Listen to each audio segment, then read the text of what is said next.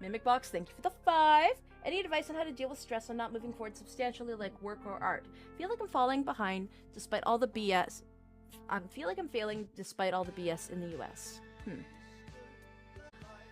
Deal with stress and not moving forward substantially. I'm the wrong person to ask. I'm gonna be entirely frank, because I also suffer from these issues, right? I'm also very chronically stressed. Up until 25 and a half, I wasn't moving forward at all. And I was in a collapsing world. I was in constant failure mode. I genuinely had to, like, wait it out, as well as purposely pushing forward and forcing myself to do things. Like, I had to force opportunities that might not work. It's not easy. Yes? But it's life, and you must live it. Don't let life live you. You have to live life. It's kind of like how there are people who eat to live and those who live to eat. Yes? Before you can live to eat, you know, live to experience the finer things in life and the rewards, you have to eat to live. And sometimes to eat to live, you have to eat heinous, disgusting shit. You have to eat mold. You have to eat stale. You have to eat, like, rotten vegetables. But you must survive. Because if you don't survive, you can't make it to the cakes and the cookies. And life will have periods of ease, but you can never count on them. So you have to brute force them.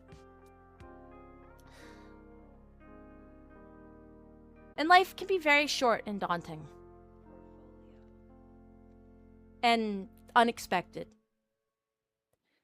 Earlier on in the broadcast, even, like, I said kind of glibly, but it has been a really rough 48 hours for me. Like, I actually pushed off this broadcast. It was supposed to be yesterday. But I lost a very good friend of mine yesterday. She had had a very hard life. She was directionless. She struggled with these same feelings and emotions. And she sometimes did very drastic things to herself, and it was really horrifying and sad, but she had finally found some things for her going forward in life, but she had spent so much of her life not actively pursuing and waiting. The moment she finally found a reason to do something, like, she died. She was like 27, 28, and she didn't wake up one day. And this is someone that supported me the very beginning of my VTubing journey. She commissioned my artwork. She was at my events.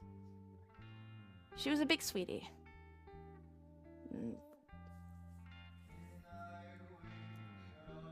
But she let life live her instead of herself to live life.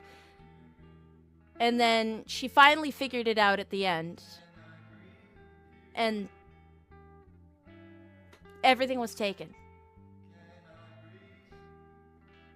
And I've been sitting with that for the past 24 hours, and it's been really hard. Her name was Asunya, and she was the life of the party, right?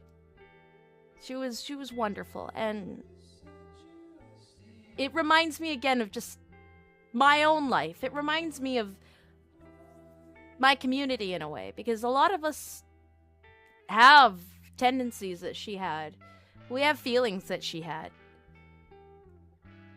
But she waited too long. And she just was wiped out. We can't wait for tomorrow to start living our life. Because even healthy people with nothing going on just wake up dead. And that could be any of us. I'm wondering how many of my 60,000 duders are dead right now. Straight up. Like, how many of you are around anymore? Like, I feel like most of you are alive, but, like, how many people died in their sleep that I don't know about? How many people were like, okay, I'll do something tomorrow. and they had seizures and they didn't wake up, who drunk themselves into a stupor and fell into the highway.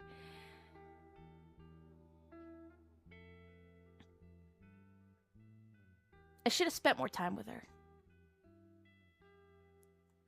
But this has taught me something very valuable, and I'm not going to waste any more time in my life. Because if shit can happen to her, it happens to anyone, and it'll probably happen to me, it can happen to you, and I'm not going to take that chance. I want to leave minimal regrets behind.